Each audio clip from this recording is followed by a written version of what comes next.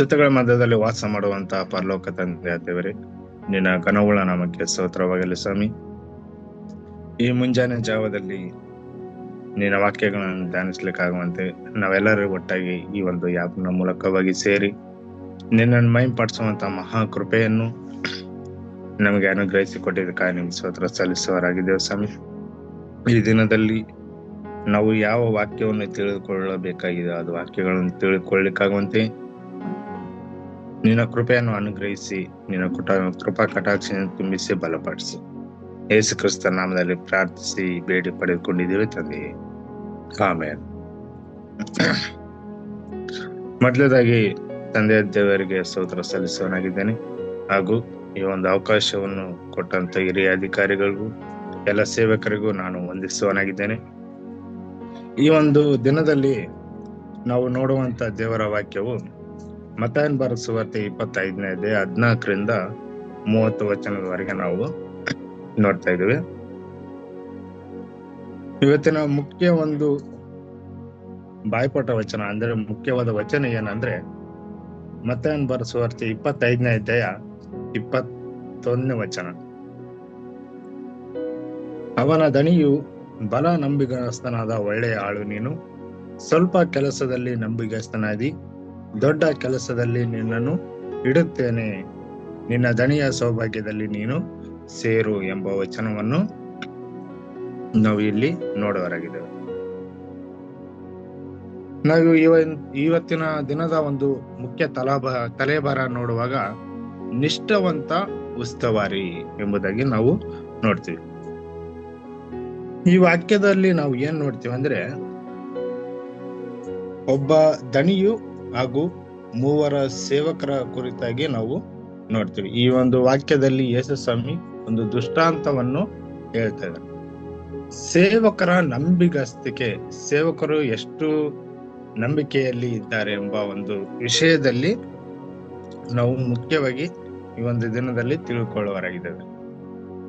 ವಾಕ್ಯದಲ್ಲಿ ನಾವು ನೋಡುವಾಗ 3 ವ್ಯಕ್ತಿಗಳನ್ನು ನಾವು ಗಮನಿಸ್ತೇವೆ. ಒಬ್ಬ ದಣಿಯು ತಾನು ದೇಶಾಂತರಕ್ಕೆ ಹೋಗುವುದಕ್ಕಿಂತ ಮುಂಚಿತವಾಗಿ 3 ಆಳುಗಳನ್ನು ಕರೆದು ಒಬ್ಬನಿಗೆ 5 ತಲಾಂತು, ಒಬ್ಬನಿಗೆ 2 ತಲಾಂತು, ಒಬ್ಬನಿಗೆ 1 ತಲಾಂತನ್ನು ಕೊಟ್ಟು ದೇಶಾಂತರಕ್ಕೆ ದೇಶ ಪ್ರವಾಸಕ್ಕೆ ಹೋಗ್ಬಿಡ್ತಾನೆ. ಹೋದ ನಂತರ ಒಬ್ಬ ಆಳು, ಮೊದಲನೇ ಆಳು ತನಗೆ ಕೊಟ್ಟ 5 ತಲಾಂತನ್ನು ವ್ಯಾಪಾರಕ್ಕೆ ಹಾಕಿ ತಾನು ಇನ್ನು 5 ತಲಾಂತನ್ನು ಸಂಪಾದನೆ ಮಾಡಿಕೊಂಡು ಇಟ್ಟುಕೊಳ್ತಾನೆ. ಇನ್ನೊಬ್ಬ ಆಳು ತನಗೆ ನೇಮಕವಾಗಿದೆ, ತನಗೆ ಕೊಡಲ್ಪಟ್ಟ ತಲಾಂತಲ್ಲಿ 2 ತಲಾಂತಲ್ಲಿ ತಾನು ಇನ್ನೂ 2 ಸಂಪಾದನೆ ಮಾಡಿಕೊಂಡು ಇಟ್ಟುಕೊಳ್ತಾನೆ. 3ನೆಯ ಆಳು ತನಗೆ ಕೊಡಲ್ಪಟ್ಟಂತ 1 ತಲಾಂತನ್ನು ಮಣ್ಣಿನಲ್ಲಿ ಬಚ್ಚಿಟ್ಟು ತಾನು ಸೋಮಾರಿಯಾಗಿ ತಾನು ಮೈಗಳನಾಗಿ ಇರ್ತಾನೆ. ನಂತರ ತನ್ನ ದಣಿಯು ದೇಶ ಪ್ರವಾಸವನ್ನು ಮುಗಿಸಿಕೊಂಡು ಬಂದ ನಂತರ ತಿರುಗಿ ಆ ಆಳುಗಳನ್ನು ಕರೆದು ಪ್ರಶ್ನೆಯನ್ನು ಕೇಳ್ತಾನೆ.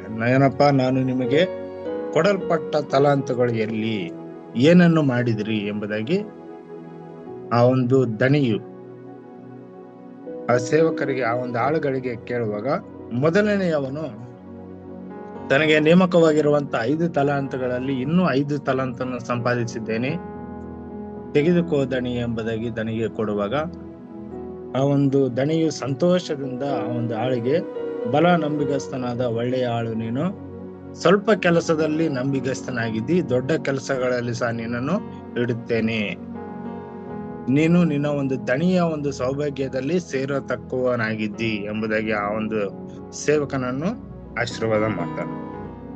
2ನೇಯವನು ಸಹ ತನಗೆ ನೇಮಕವಾದ ಒಂದು 2 ತಲಾಂತಗಳನ್ನು ಜೊತೆಗೆ ಇನ್ನು 2 ಸಂಪಾದನೆ ಮಾಡಿದ್ನಲ್ಲ ಅದು ಕೂಡ ತಗೊಂಡು ದಣಿಗೆ ಒಪ್ಪಿಸುವಾಗ ದಣಿಯು, ನೀನು ಸಹ ಒಳ್ಳೆಯ ನಂಬಿಗಸ್ತ ಆಳು,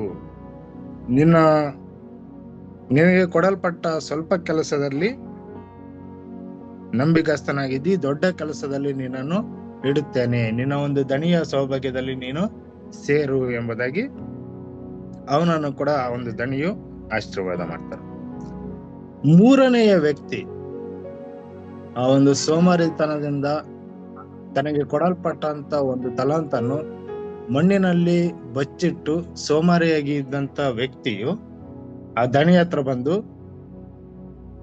ದಣಿ, ನೀನು ನನಗೆ ಕೊಟ್ಟಂತ ಒಂದು ತಲಾಂತನ್ನು ತೆಗೆದುಕೋ, ನೀನು ಕಠಿಣ ಮನುಷ್ಯನು, ನೀನು ಬಿತ್ತದಿರುವಲ್ಲಿ ಕೊಯ್ಯುವನು, ತೂರದಿರುವಲ್ಲಿ ರಾಶಿ ಮಾಡುವವನು ಆಗಿದ್ದಿ ಎಂದು ನಾನು ಭಯಪಟ್ಟು ಇದನ್ನು ಮಣ್ಣಿನಲ್ಲಿ ಬಚ್ಚಿಟ್ಟೆನು ಎಂಬುದಾಗಿ ಹೇಳುವಾಗ ಆ ಒಂದು ದಣಿಯು ಆ ಒಂದು ಸೇವಕನ ಮೇಲೆ ಬಹಳಷ್ಟು ಕೋಪಗೊಳ್ತಾರೆ.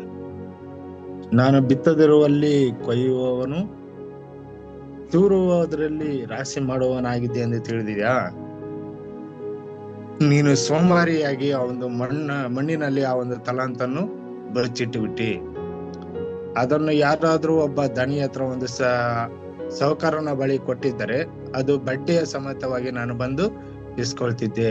ಆದ್ರೆ ನೀನು ಆ ಒಂದು ಸ್ವಲ್ಪ ಕೆಲಸವಾದ್ರೂ ಸಹ ನೀನು ಮಾಡ್ಲಿಲ್ಲ, ಸೋಮಾರಿಯಾಗಿ ಅದನ್ನು ಮಣ್ಣಿನಲ್ಲಿ ಬಚ್ಚಿಟ್ಟೆ ಎಂಬುದಾಗಿ ಅಲ್ಲಿ ಆ ಒಂದು ಆಳನ್ನು, ಇವನನ್ನು ಕತ್ತಲೆಯ ಕೋಣೆಗೆ ಹಾಕಿರಿ, ಅಲ್ಲಿ ಗೋಳಾಟವು ಕಟಕಟನೆ ಹಲ್ಲು ಕಾಣುವಂತ ಒಂದು ಸ್ಥಳವಿರುತ್ತದೆ, ಆ ಒಂದು ಸ್ಥಳದಲ್ಲಿ ಅವನನ್ನು ಹಾಕಿರಿ ಎಂಬುದಾಗಿ ಆ ಒಂದು ದೃಷ್ಟಾಂತದ ಬಗ್ಗೆ ನಾವು ಸತ್ಯವೇದದಲ್ಲಿ ನೋಡ್ತೇವೆ.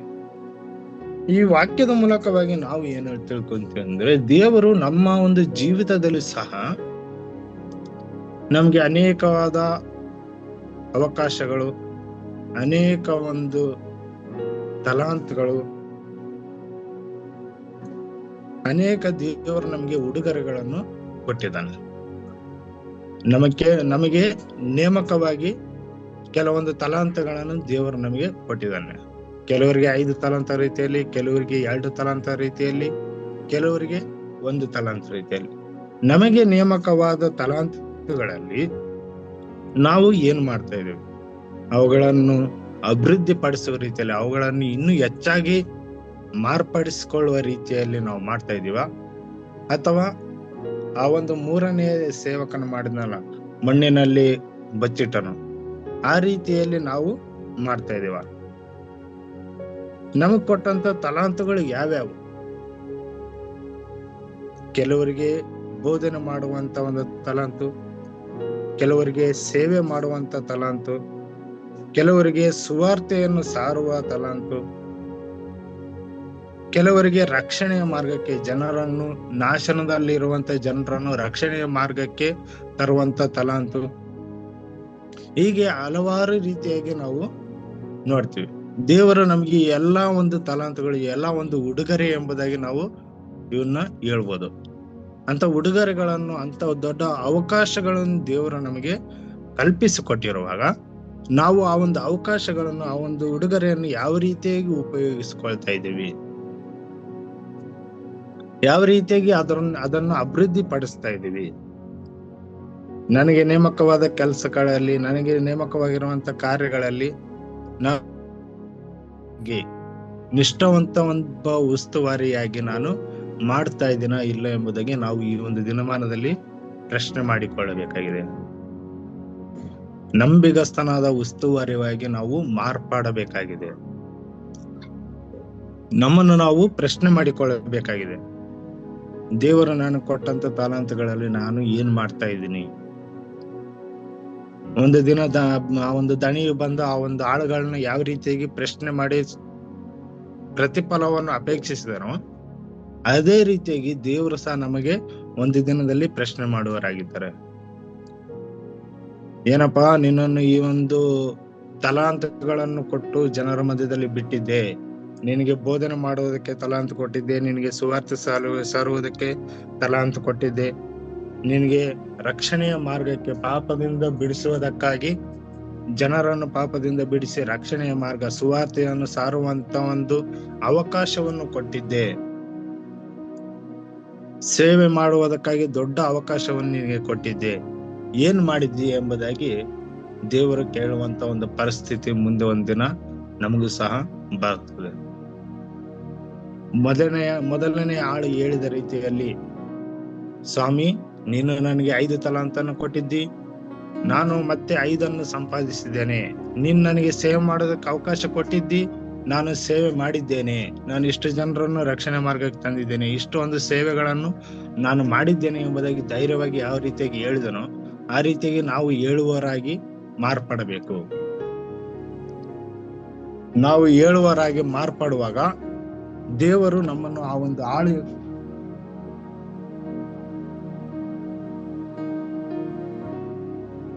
ಒಂದು ಆಳಿಗೆ ಯಾವ ರೀತಿಯಾಗಿ ಆಶೀರ್ವಾದ ಮಾಡಿದನೋ ಅದೇ ರೀತಿಯಾಗಿ ದೇವರು ನಮ್ಮನ್ನು ಸಹ ಆಶೀರ್ವಾದ ಮಾಡಿ ತನ್ನ ಒಂದು ಕೃಪೆಯಲ್ಲಿ ನಿನ್ನ ಒಂದು ರಕ್ಷಣೆ, ನಿನ್ನ ಒಂದು ದಣಿಯ ಸೌಭಾಗ್ಯದಲ್ಲಿ ನೀನು ಸೇರುವುದಕ್ಕೆ ಯೋಗ್ಯನೇ ಅಂತೇಳಿ ಯಾವ ರೀತಿಯಾಗಿ ದಣಿ ಹೇಳಿದನೋ ಅದೇ ರೀತಿಯಾಗಿ ಕರ್ತನಾದ ಯೇಸು ಸ್ವಾಮಿ ಸಹ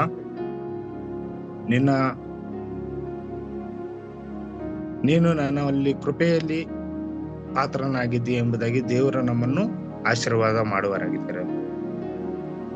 ನಾವು ಪ್ರಶ್ನೆ ಮಾಡಿಕೊಳ್ಬೇಕು, ನಮ್ಮ ಜೀವಿತದಲ್ಲಿ ನಾನು ಏನ್ ಮಾಡ್ತಾ ಇದ್ದೀನಿ?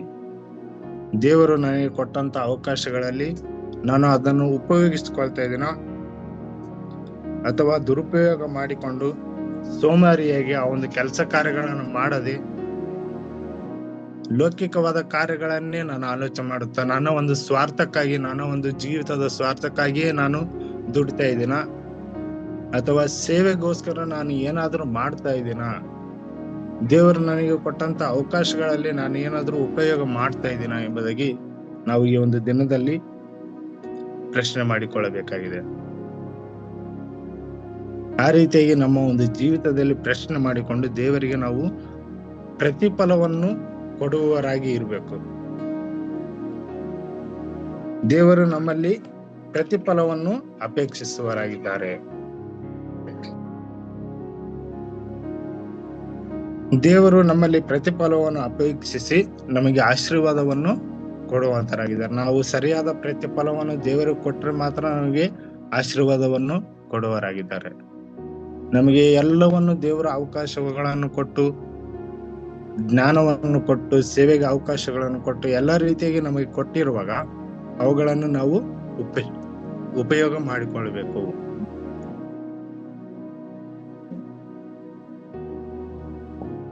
ನಾವು ಎಷ್ಟರ ಮಟ್ಟಿಗೆ ಅವುಗಳನ್ನು ಉಪಯೋಗ ಮಾಡಿಕೊಂಡು ದೇವರಿಗೆ ಕೃತಜ್ಞತರಾಗಿ ಆ ಒಂದು ಉಡುಗೊರೆ ತಲಾಂತಗಳನ್ನು ಉಪಯೋಗಿಸಿಕೊಂಡು ದೇವರಿಗೆ ಪ್ರತ್ಯುತ್ತರವಾಗಿ ನಾವು ಫಲವನ್ನು ಕೊಡುತ್ತೇವೋ ಇಲ್ಲವೋ ಎಂಬುದಾಗಿ ನಾವು ತಿಳಿದುಕೊಳ್ಳಬೇಕಾಗಿದೆ. ನಮ್ಮ ಸೇವೆಯ ಮೂಲಕ ದೇವರು ನಮಗೆ ಕೊಟ್ಟಂತ ತಲಾಂತುಗಳಲ್ಲಿ ಕೆಲವರಿಗೆ 5 ತಲಾಂತು, ಕೆಲವರಿಗೆ 2 ತಲಾಂತು, ಕೆಲವರಿಗೆ 1 ತಲಾಂತು, ನಮಗೆ ಎಷ್ಟು ದೇವರು ಕೊಟ್ಟಿದಾರೋ ಅದರಲ್ಲಿ ನಾವು ಉತ್ತಮವಾದದನ್ನು ಅದರ ಮಟ್ಟಿಗೆ ಆದರೂ ಸಹ ನಾವು ದೇವರಿಗೆ ಪ್ರತಿಫಲವನ್ನು ಕೊಡುವಾಗ ದೇವರು ನಮ್ಮನ್ನು ನೋಡಿ, ಬಲ ನಂಬಿಗಸ್ತ ಒಳ್ಳೆಯ ಆಳು ನೀನು, ನಿನಗೆ ನೇಮಕವಾಗಿರುವಂತ ಸ್ವಲ್ಪ ಕೆಲಸದಲ್ಲಿ ನಂಬಿಗಸ್ತನಾಗಿದ್ದಿ, ದೊಡ್ಡ ಕೆಲಸದಲ್ಲಿ ಸಹ ನಿನ್ನನ್ನು ಇಡುತ್ತೇನೆ, ನೀನು ಆಶೀರ್ವಾದಕ್ಕೆ ನೀನು ಪಾತ್ರನಾದಿ ಎಂಬುದಾಗಿ ದೇವರು ನಮ್ಮನ್ನು ನೋಡಿ ಹೇಳುವಂತರಾಗಬೇಕು. ಆ ರೀತಿಯಾಗಿ ನಾವು ಮಾರ್ಪಡಬೇಕಾಗಿದೆ. ಈ ಒಂದು ವಾಕ್ಯದ ಮೂಲಕ ಈ ಒಂದು ಪ್ರತಿಫಲವನ್ನು ಕೊಡಬೇಕು ಎಂಬುದಾಗಿ ನಾವು ತಿಳಿದುಕೊಳ್ತಾ ಇದ್ದೀವಿ. ಅದನ್ನು ನಾವು ಮುಖ್ಯವಾಗಿ ಗಮನಿಸಬೇಕಾಗಿದೆ.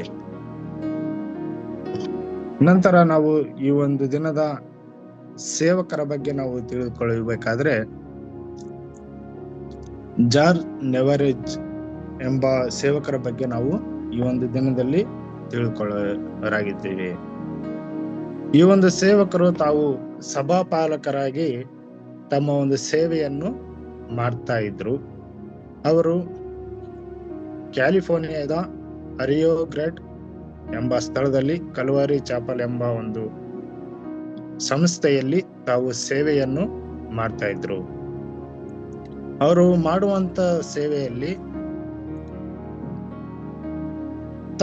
ತಮಗೆ ನೇಮಕ ಆಗಿರುವಂತ ಸೇವೆಯಲ್ಲಿ ಅವರು ಸುವಾರ್ತೆ ಬೋಧನೆ ಹಾಗೂ ಆರಾಧನೆ ಮೇಲಿನ ಉತ್ಸವದಿಂದ ಅನೇಕ ಮಂದಿ ಯೌವನಸ್ಥರಿಗೆ, ಅನೇಕ ಒಂದು ಜನಗಳಿಗೆ ಅವರು ಸ್ಫೂರ್ತಿದಾಯಕವಾಗಿ ತಾವು ಸೇವೆಯನ್ನು ಮಾಡ್ತಾ ಇದ್ರು ಎಂಬುದಾಗಿ ನಾವು ಗಮನಿಸ್ತಾ ಇದ್ದೇವೆ. ನೋಡ್ರಿ, ತಾವು ತಮ್ಮ ಒಂದು ಆರಾಧನೆ, ತಾವು ಮಾಡುವಂತ ಒಂದು ಸುವಾರ್ತೆಯ ಬೋಧನೆಯ ಒಂದು ಉತ್ಸವ, ಅವ್ರು ಏನು ಮಾಡ್ತಾ ಇದ್ದಾರೆ ಎಂಬ ಒಂದು ಅವರ ಆರಾಧನೆಯನ್ನು ನೋಡಿ ಜನರು ಸ್ಫೂರ್ತಿಯಾಗಿ ಆ ಒಂದು ಸೇವೆಗೆ, ಆ ಒಂದು ದೇವರ ಆಲಯಕ್ಕೆ ಬರ್ತಾ ಇದ್ರು ಎಂಬುದಾಗಿ ಸಹ ನಾವು ಗಮನಿಸ್ತಾ ಇದೀವಿ.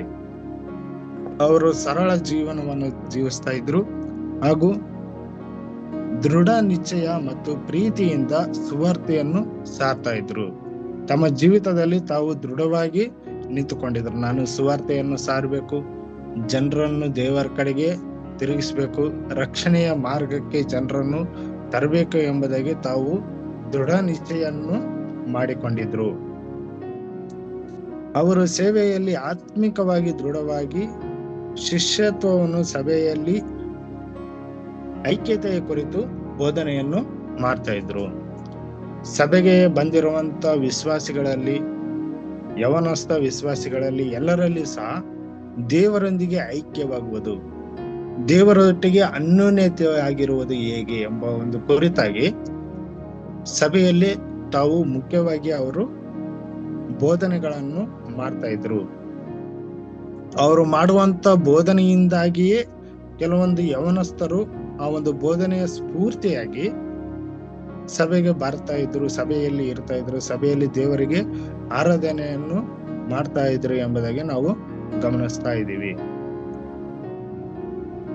ಅವರು ಮಾಡುವ ಸಂಗೀತ ಮತ್ತು ಆರಾಧನೆ ಮುಂದಿನ ಪೀಳಿಗೆಗೆ ಆಳವಾದ ಕ್ರಿಸ್ತನೊಂದಿಗೆ ಐಕ್ಯತೆಯನ್ನು ಬೆರೆಸುವುದರಲ್ಲಿ ಕಾರಣವಾಗಿತ್ತು ಎಂಬುದಾಗಿ ನಾವು ತಿಳ್ಕೊಳ್ತಿದ್ದೀವಿ. ಅಂದ್ರೆ ಇವರು ಮಾಡುವಂತ ಒಂದು ಆರಾಧನೆ, ಇವರು ಆಡುವಂತ ಹಾಡುಗಳು, ಇವರು ಮಾಡುವಂತ ಸ್ತೋತ್ರದ ಆರಾಧನೆ, ಈ ಒಂದು ಎಲ್ಲ ಒಂದು ಆರಾಧನೆಯಲ್ಲ ಮುಂದಿನ ಒಂದು ಪೀಳಿಗೆಗೆ ಸ್ಫೂರ್ತಿದಾಯಕವಾಗಿ ಕ್ರಿಸ್ತನೊಂದಿಗೆ ಐಕ್ಯವಾಗಿ ಕ್ರಿಸ್ತನ ಒಂದು ಮಾರ್ಗದಲ್ಲಿ, ರಕ್ಷಣೆಯ ಮಾರ್ಗಕ್ಕೆ ಬರುವುದಕ್ಕೆ ಮುಖ್ಯ ಕಾರಣವಾಗಿ ತೋರು ಬರುತ್ತದೆ. ಮತ್ತು ನಂಬಿಕೆಯ ದೃಷ್ಟಿಕೋನವು ದೇವರ ಕಡೆಗೆ ಇರಬೇಕು ಎಂಬ ಒಂದು ಬೋಧನೆಯನ್ನು ಅವರು ತಮ್ಮ ಜೀವಿತದಲ್ಲಿ ಅಳವಡಿಸಿಕೊಂಡಿದ್ರು. ನಂಬಿಕೆ ಮತ್ತು ದೃಷ್ಟಿಕೋನ ದೇವರ ಕಡೆಯಲ್ಲೇ ಇರಬೇಕು. ದೇವರ ಒಂದು ಮಾರ್ಗದಲ್ಲಿ, ಸತ್ಯದ ಒಂದು ಮಾರ್ಗದಲ್ಲಿ ನಮ್ಮ ನಂಬಿಕೆ, ನಮ್ಮ ಒಂದು ದೃಷ್ಟಿಕೋನ, ನಮ್ಮ ಒಂದು ಜೀವಿತವೆಲ್ಲವೂ ಸಹ ಕ್ರಿಸ್ತನ ಒಂದು ಮಾರ್ಗದಲ್ಲೇ ಇರಬೇಕು, ಕ್ರಿಸ್ತನ ಕಡೆಗೆ ಇರಬೇಕು ಎಂಬುದಾಗಿ ತಮ್ಮ ಒಂದು ಬೋಧನೆಯಲ್ಲಿ ಇಟ್ಟುಕೊಂಡು ಅನೇಕ ಜನರನ್ನು ದೇವರ ಒಂದು ಮಾರ್ಗದ ಕಡೆಗೆ, ರಕ್ಷಣೆಯ ಮಾರ್ಗದ ಕಡೆಗೆ ಅವರು ತಿರುಗಿಸ್ತಾ ಇದ್ರು. ನೋಡ್ರಿ, ಇವರು ತಮ್ಮ ಜೀವಿತದಲ್ಲಿ ದೇವರು ಅನುಗ್ರಹಿಸಿಕೊಟ್ಟಂತ, ದೇವರು ಕೊಟ್ಟಂತ ತಲಾಂತಗಳು, ದೇವರು ಕೊಟ್ಟಂತ ಒಂದು ಉಡುಗೊರೆ, ದೇವರು ಕೊಟ್ಟಂತ ಒಂದು ಬಹುಮಾನಗಳನ್ನು ಉಪಯೋಗ ಮಾಡಿಕೊಂಡ್ರು. ಅನೇಕರಿಗೆ ಸ್ಫೂರ್ತಿದಾಯಕವಾದ್ರು. ಆರಾಧನೆಯಲ್ಲಿ ಅವರು ಮಾಡುವಂತ ಆರಾಧನೆಯನ್ನು ನೋಡಿಯೇ ಅನೇಕ ಜನರು ಬರ್ತಾ ಇದ್ರು ಎಂಬುದಾಗಿ ಗಮನಿಸ್ತಾ ಇದೀವಿ. ಅವರ ನಂಬಿಕೆಯ ಒಂದು ದೃಷ್ಟಿಕೋನವು ದೇವರ ಕಡೆಗೆ ಇರಬೇಕು. ನಮ್ಮ ಜೀವಿತವು ದೇವರ ಕಡೆಗೆ ಸಮರ್ಪಿಸಿಕೊಂಡು ನಾವು ಸೇವೆಯನ್ನು ಮಾಡಬೇಕು ಎಂಬ ಒಂದು ಬೋಧನೆಯ ಮೂಲಕವಾಗಿ ಅವರು ನಡೀತಾ ಇದ್ರು. ಅಂದ್ರೆ ಅವರು ಕೊಟ್ಟಂತ ಒಂದು ಅವಕಾಶಗಳನ್ನು ಸರಿಯಾದ ರೀತಿಯಲ್ಲಿ ಉಪಯೋಗ ಮಾಡಿಕೊಂಡು ದೇವರಿಗೆ ಸರಿಯಾದ ಪ್ರತಿಫಲವನ್ನು ನಾನು ಕೊಡಬೇಕು. ನಾನು ಕೊಟ್ಟಂತ 5 ತಲಾಂತಗಳಲ್ಲಿ ನಾನು ದೇವರಿಗೆ 5 ತಿರುಗಿ ಕೊಡಬೇಕು. ನನಗೆ ಕೊಟ್ಟಂತ 2 ತಲಾಂತಗಳಲ್ಲಿ ನಾನು ದೇವರಿಗೆ ಮತ್ತೆ 2 ತಲಾಂತನ್ನು ಕೊಡಬೇಕು ಅನ್ನೋ ಒಂದು ದೃಷ್ಟಿಕೋನದಲ್ಲಿ ಸಹ ಅವರು ತಾವು ಸೇವೆಯನ್ನು ಮಾಡಿ ಅನೇಕರಿಗೆ ಸ್ಫೂರ್ತಿದಾಯಕವಾಗಿ ದೇವರ ಸೇವೆಯಲ್ಲಿ ತಮ್ಮನ್ನು ತಾವು ತೊಡಗಿಸಿಕೊಂಡು ತಮ್ಮ ಜೀವಿತವನ್ನು ಯಶಸ್ವಿಯ ಕಡೆಗೆ ನಡೆಸಿಕೊಂಡ್ತಾ ಹೋದ್ರು. ಈ ಒಂದು ಸೇವಕರ ರೀತಿಯಲ್ಲಿ ನಾವು ಸಹ ಮಾರ್ಪಡಬೇಕು. ನಮ್ಮ ಜೀವಿತವನ್ನು ಕರ್ತನಿಗಾಗಿ ಮುಡಿಪಾಗಿ ಇಟ್ಟು ನಮಗೆ ನೇಮಕವಾದ ಕೆಲಸ ಕಾರ್ಯಗಳಲ್ಲಿ, ನಮಗೆ ನೇಮಕವಾದ ಸೇವೆಯಲ್ಲಿ, ನಮಗೆ ಕೊಡಲ್ಪಟ್ಟಂತ ಒಂದು ತಲಾಂತಗಳಲ್ಲಿ ನಾವು ಎಷ್ಟರ ಮಟ್ಟಿಗೆ ತಿರುಗಿ ಕೊಡ್ತಾ ಇದೀವಿ, ಎಷ್ಟರ ಮಟ್ಟಿಗೆ ಫಲ ಕೊಡ್ತಾ ಇದೀವಿ ಎಂಬುದಾಗಿ ಆಲೋಚನೆ ಮಾಡಬೇಕು.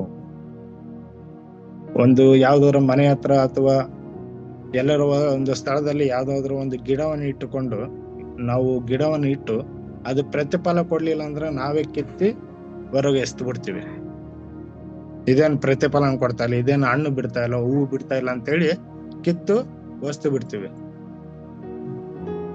ಅದೇ ರೀತಿಯಾಗಿ ದೇವರು ಸಹ ನಮಗೆ ಅನೇಕ ಒಂದು ಬೇಕಾದದ್ದೆಲ್ಲ ಅವಶ್ಯಕತೆ ಇರುವಂತದ್ದೆಲ್ಲವನ್ನು ದೇವರು ನಮ್ಗೆ ಕೊಟ್ಟು ಪ್ರತಿಫಲವನ್ನು ಅಪೇಕ್ಷಿಸುವಾಗ ನಾವು ಪ್ರತಿಫಲವನ್ನೇ ಕೊಡದೆ ಸೋಮಾರಿ ಆ ಒಂದು ಮೂರನೆಯ ಆಳಿನ ರೀತಿಯಲ್ಲಿ ಸೋಮಾರಿಯಾಗಿ ಜೀವಿತವನ್ನು ಜೀವಿಸಿ ಲೌಕಿಕವಾದ ಜೀವಿತವನ್ನು ಜೀವಿಸಿ ನಾವು ಜೀವಿಸಿದ್ದೇ ಆದರೆ ದೇವರು ನಮ್ಮನ್ನು ಸಹ ಅದೇ ರೀತಿಯಾಗಿ ಕಿತ್ತು ಹಾಕಿ ಕತ್ತಲೆಯ ಒಂದು ಕೋಣೆಗೆ, ಆ ಒಂದು ಕಟ್ಟಕಡನೆ ಹಾಲು ಕೊಡುವಂತ ಒಂದು ಸ್ಥಳದಲ್ಲಿ, ಗೋಳಾಟ ಇರುವಂತ ಒಂದು ಸ್ಥಳದಲ್ಲಿ ದೇವರು ನಮ್ಮನ್ನು ತೆಗೆದು ಹಾಕ್ಬಿಡ್ತಾರೆ. ಅಂತ ಒಂದು ಸ್ಥಳದಲ್ಲಿ ನಮ್ಮನ್ನು ಹಾಕ್ಬಿಡ್ತಾರೆ. ಆ ರೀತಿಯಾಗಿ ನಾವು ಆಗದೆ ದೇವರ ಒಂದು ಕೃಪೆಗೆ ಬಲ ನಂಬಿಗಸ್ತ ಒಳ್ಳೆಯ ಆಳು ನೀನು, ಸ್ವಲ್ಪ ಕೆಲಸದಲ್ಲಿ ನಂಬಿಗಸ್ತನಾಗಿ ದೊಡ್ಡ ಕೆಲಸದಲ್ಲಿ ನಿನ್ನಿಡುತ್ತೇನೆ, ನಿನ್ನ ಒಂದು ದಣಿಯ ಒಂದು ಸೌಭಾಗ್ಯದಲ್ಲಿ ಸೇರು, ನಿನ್ನ ಒಂದು ದಣಿಯ ಆಶೀರ್ವಾದದಲ್ಲಿ ನೀನು ಸೇರು ಎಂಬುದಾಗಿ ದೇವರು ನಮ್ಮನ್ನು ನೋಡಿ ಅನ್ನುವ ರೀತಿಯಲ್ಲಿ ನಾವು ಮಾರ್ಪಡೋಣ. ದೇವರು ನಮ್ಮನ್ನು ಆಶೀರ್ವಾದ ಮಾಡ್ಲಿ. ನಮ್ಮ ಒಂದು ಸೇವೆ ಕಾರ್ಯಗಳು, ನಮ್ಮ ಎಲ್ಲ ಒಂದು ಕೆಲಸ ಕಾರ್ಯಗಳು ಅಭಿವೃದ್ಧಿ ಪಡಿಸುವ ರೀತಿಯಲ್ಲಿ ನಾವು ಪ್ರಯತ್ನಿಸೋಣ. ನಮ್ಮ ಒಂದು ಸೇವೆ ಕಾರ್ಯಗಳ ಅಭಿವೃದ್ಧಿಯಾಗಿ ದೇವರು ನಮ್ಮನ್ನು ಕೃಪಾವರಗಳಿಂದ ತುಂಬಿಸಲಿ ಎಂಬುದಾಗಿ ನಾವು ನೆನೆಸಿ ಪ್ರಾರ್ಥನೆ ಮಾಡಿಕೊಳ್ಳೋಣ. ಕೃಪೆಗೆ ಪಾತ್ರನಾಗಿರುವಂತಹ ಪರಲೋಕ ತಂದೆಯ ದೇವರೇ, ನಿನ್ನ ಮಹಾ ಕೃಪೆಗೋಸ್ಕರ ಸ್ತೋತ್ರ ಸಲ್ಲಿಸುವನಾಗಿದ್ದೇನೆ. ಈ ಒಂದು ದಿನದಲ್ಲಿ ನಮಗೆ ನೇಮಕವಾದ ತಲಾಂತಗಳು, ಉಡುಗೊರೆಗಳು, ಅವಕಾಶಗಳು, ಅವುಗಳನ್ನು ಸರಿಯಾಗಿ ನಾವು ಉಪಯೋಗ ಮಾಡಿಕೊಂಡು ನಿನಗೆ ಮಹಿಮೆ ಸಲ್ಲಿಸುವ ರೀತಿಯಲ್ಲಿ ನಾವು ಜೀವಿಸ್ಲಿಕ್ಕಾಗುವಂತೆ, ಪ್ರತಿಫಲವನ್ನು ನಾವು ಕೊಡ್ಲಿಕ್ಕಾಗುವಂತೆ, ಸೋಮಾರಿಯಾಗಿ ನಾವು ಬೇಜಾತನದಿಂದಾಗಿ ನಾವು ಜೀವಿಸದೆ ನಿನಗೆ ಮಹಿಮೆ ಸಲ್ಲಿಸುವ ರೀತಿಯಲ್ಲಿ ನಾವು ಜೀವಿಸ್ಲಿಕ್ಕಾಗುವಂತೆ, ನಮ್ಮ ಒಂದು ಕೆಲಸ ಕಾರ್ಯಗಳು ಸಹ ನಿಮಗೆ ಮಹಿಮೆ ಸಲ್ಲಿಸುವ ರೀತಿಯಲ್ಲಿ ಜೀವಿಸ್ಲಿಕ್ಕಾಗುವಂತೆ ಸಹಾಯ ಮಾಡು. ನಿನ್ನ ಒಂದು ಕೃಪಾ ಕಟಾಕ್ಷದಿಂದ ತುಂಬಿಸು ಸ್ವಾಮಿ. ಈಗ ತಾನೇ ನೋಡಿದಂತ ದೇವರ ಸೇವಕರ ರೀತಿಯಲ್ಲಿ ನಾವು ಸಹ ಮಾರ್ಪಡ್ಲಿಕ್ಕಾಗುವಂತೆ, ನಮ್ಮ ಜೀವಿತವನ್ನು ಸೇವೆಗಾಗಿ ಮುಡಿಪಾಗಿ ಇಡ್ಲಿಕ್ಕಾಗುವಂತೆ, ನಮ್ಮ ಒಂದು ಆರಾಧನೆ, ನಮ್ಮ ಒಂದು ಪ್ರಾರ್ಥನೆಯನ್ನು ನೋಡಿ ಇನ್ನು ಅನೇಕರ ಸ್ಫೂರ್ತಿದಾಯಕವಾಗಿ ಇರ್ಲಿಕ್ಕಾಗುವಂತೆ ಸಹಾಯ ಮಾಡು. ನಿಮ್ಮ ಕೃಪೆಯಿಂದ, ನಿಮ್ಮ ಒಂದು ಕರುಣೆಯಿಂದ ತುಂಬಿಸಿ ಬಲಪಡಿಸು. ನೀನೇ ನಮಗೆ ಮಾರ್ಗದರ್ಶಕನಾಗಿದೆ ಸ್ವಾಮಿ. ನಾವು ನಿಮಗೆ ನಂಬಿಗಸ್ತರಾಗಿ ನಿಮ್ಮಲ್ಲೇ ನಂಬಿಕೆಯನ್ನು ಇಟ್ಟುಕೊಂಡು ನಿಮ್ಮನ್ನು ಆಶ್ರಯಿಸಿಕೊಂಡು ಜೀವಿಸ್ಲಿಕ್ಕಾಗುವಂತೆ ಸಹಾಯ ಮಾಡು.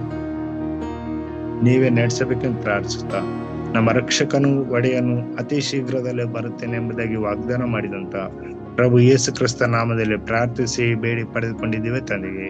ಆಮೇನ್.